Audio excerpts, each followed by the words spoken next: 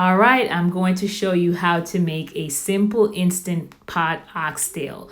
The first thing, after you wash your meat and you pat it dry and you can season it with salt, then you are going to sear your meat. And this searing is not cooking your meat all the way through. You're just doing it for a few minutes on each side until a brown crust is formed. And this really helps to bring out the flavor of the meat. So don't skip the searing process. You can do this on the stove top with a little bit of cooking fat. I actually did it on the grill today because I was in a grilling mood. So I cooked a lot of meat on the grill.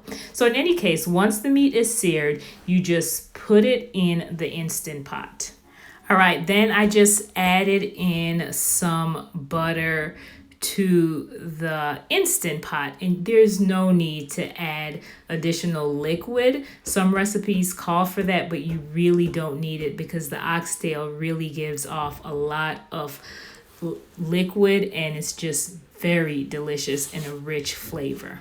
All right, you just then set it to high pressure and you cook it for 40 minutes. That is it. All right, so this is the end product. Look at all of this yumminess. And I have to say that it was darker in color. You'll see at the end.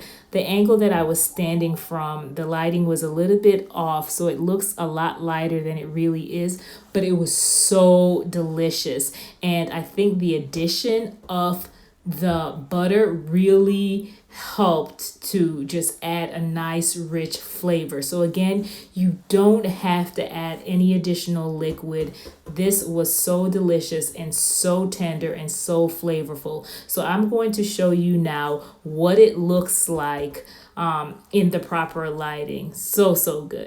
And just in case you were wondering, oxtail is really just the tail of cattle, so it is really delicious, and it's very gelatinous and filled with fat, which I feel is a great option for the carnivore diet. And you can also save the bones for broth because of the cartilages, and it will give off a lot of gelatin.